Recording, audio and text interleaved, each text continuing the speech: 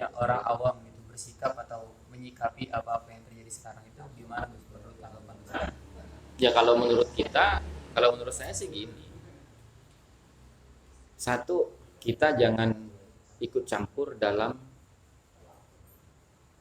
perilaku yang seperti itu. Kenapa kita tidak mau ikut campur? Karena kita boleh mengikuti sesuatu yang memang sesuai dengan ajaran Islam.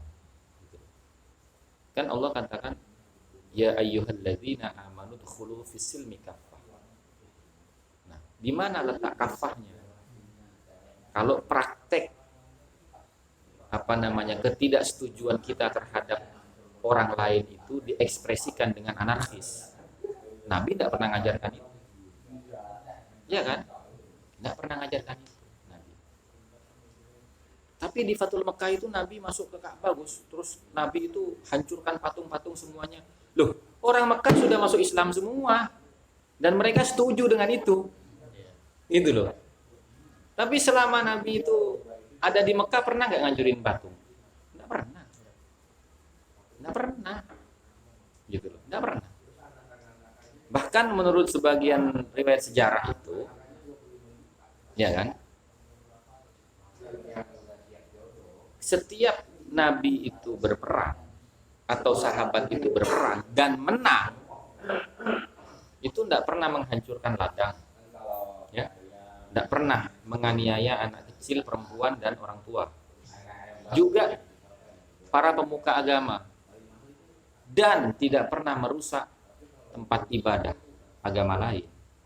Dan di dalam kitab fikih itu dijelasin, tidak boleh kita merusak kebun, pertanian, lahan pertanian, perkebunan, anak kecil, perempuan, orang tua, pemuka agama, dan rumah ibadah. Nggak boleh.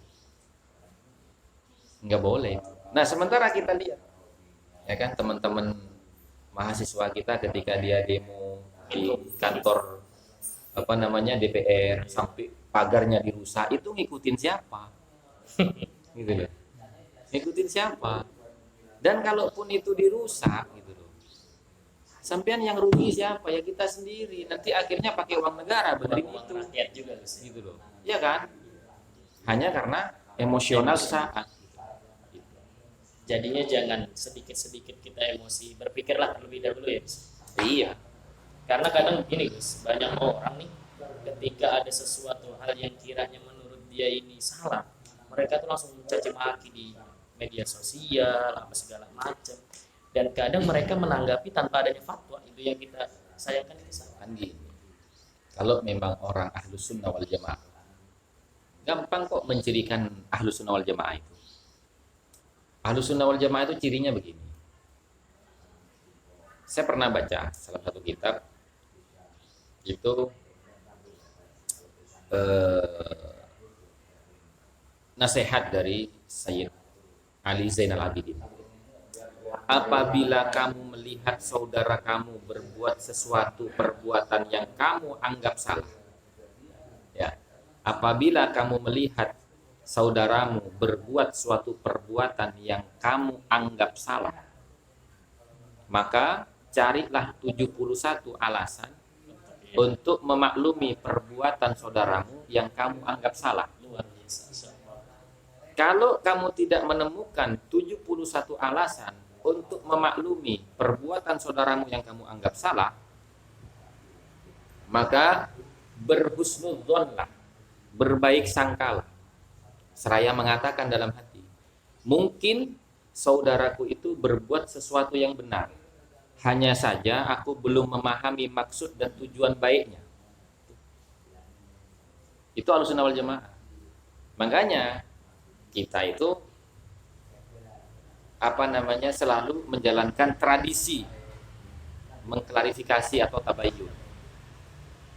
Dalam Al-Quran kan gitu, ya ayyuhalladzina amanu in ja'akum fasikum binaba'in fatabayyanu, wahai orang-orang beriman, kalau datang kabar dari orang fasik.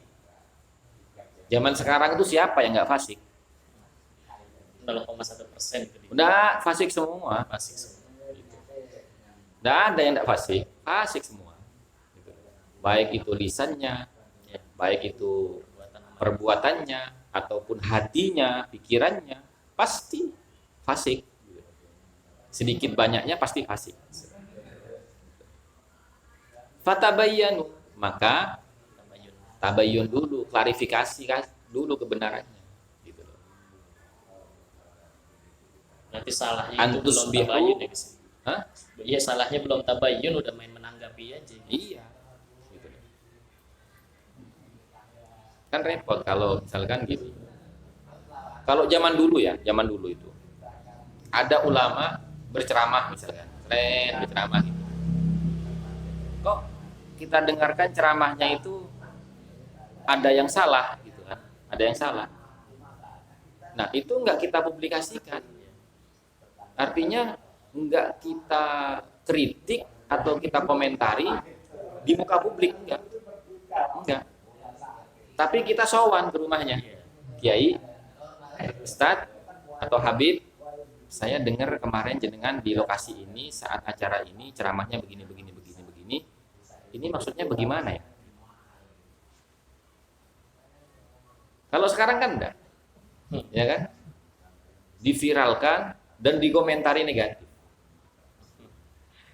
Itu namanya bela Quran, bela ulama apa enggak? Ya bukan. Itu namanya membelakangi Quran dan menjatuhkan martabat ulama itu namanya. Nah, karena ulama ini kan manusia, bisa saja dia salah. Karena apa yang dia sampaikan itu, kebenaran lisannya itu berdasarkan hidayah dari Allah. Nah, walaupun dia ulama, kalau ketika menyampaikan dakwahnya itu tidak bersamaan dengan hidayah dan taufiknya Allah, ya bisa salah dia.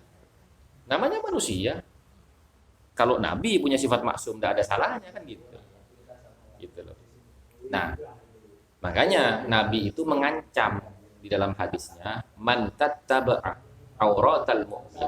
Barang siapa yang mencari-cari kesalahan orang beriman, fadahallahu auratahu wa aurata banihi min ba'di, atau hatakallahu auratahu wa aurata banihi min ba'di. Allah akan membongkar keburukan-keburukan dirinya dan keturunannya. Bayangin loh, bukan hanya dirinya, tapi anak cucunya pun akan dipermalukan sama Allah. Karena sebab kita pernah mencari-cari kesalahan orang mukmin. Padahal kita tahu kan, kalau saudaramu berbuat kesalahan, tutupi kesalahannya. Kan gitu. Kenapa tidak dilakukan itu? Ya kan? Kenapa tidak dilakukan itu? Ya karena hawa nafsu. Gitu. Karena hawa nafsu. Sehingga perintah untuk berhusnudzon itu terlupakan. Padahal Al-Quran mengatakan, wajtanibu katsiran minadh-dhon, jauhilah oleh kamu berbanyak-banyak prasangka. Inna ba'dadh-dhonni ismun, karena sebagian dari prasangka itu dosa. Sebagian yang mana? Prasangka kan dibagi dua, ada prasangka baik, ada prasangka buruk. Nah, sebagian prasangka yang dosa itu prasangka buruk.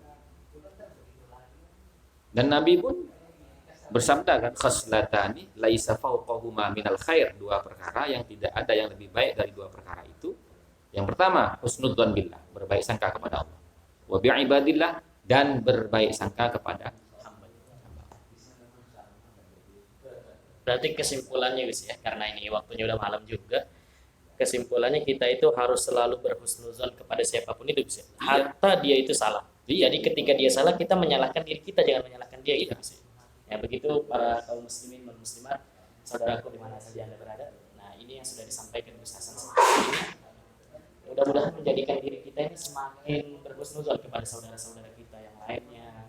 Ya, saudara-saudara kita yang mungkin kadang mereka salah berucap gitu. Dan jangan sekali-kali kita sering membuka aib orang lain. Nah, ini yang tidak diperbolehkan oleh agama. Sebelum kita mengomentari kesalahan orang lain, hendaknya klarifikasi dulu, bukan secara terbuka, secara tertutup kepada yang bersangkutan.